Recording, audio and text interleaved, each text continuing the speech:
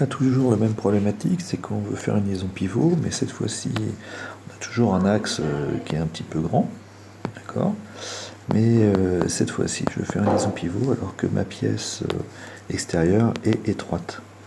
Tout à l'heure, elle était large. Donc, comme elle est étroite, eh bien, je me trouve embêté parce que j'ai effectivement, quand je mets en place ma solution, j'ai un cylindre qui est un cylindre court.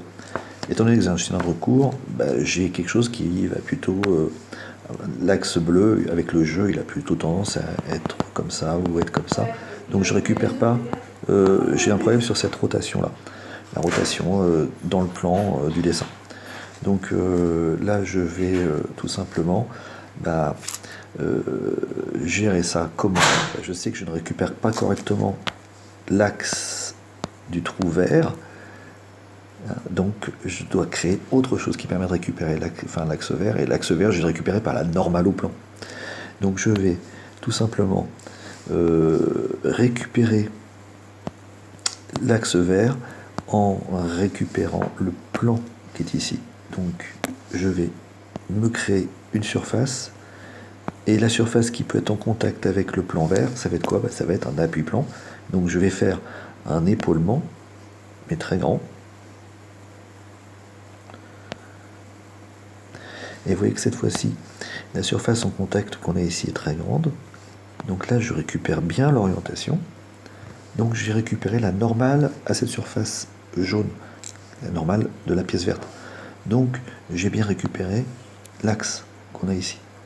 Et en fait, ce qui va se passer, c'est que le trou que j'ai fait, et donc cette surface qu'on a ici avec ce perçage, va me permettre de positionner, suivant la verticale, si on met un système d'axe X, Y, eh bien, ça va me positionner ce trou rouge, ma pièce, suivant l'axe Y, et ça va me la positionner aussi suivant l'axe Z. Donc le petit trou sert à positionner, me dit l'endroit où je dois être, alors que l'orientation, la direction de l'axe est donnée par la récupération de l'orientation du plan jaune.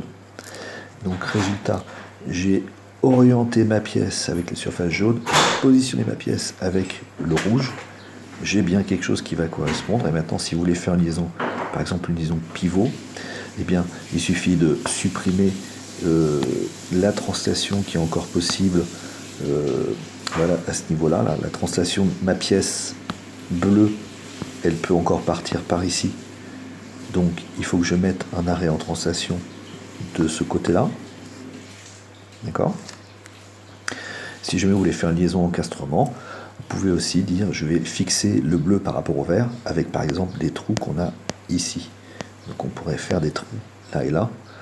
Des trous, donc votre pièce serait percée à plusieurs endroits. Donc là, moi je vais m'intéresser à la liaison pivot. Pour faire la liaison pivot, je décide de faire un petit enlèvement de matière. Ça va me permettre de mettre ici mon circlips.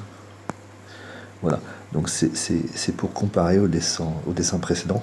On avait une liaison pivot, mais vous voyez que la pièce verte était très très longue, alors que là la pièce verte est très très étroite. Naturellement derrière je rajoute toujours tout ce qui concerne les ajustements, etc.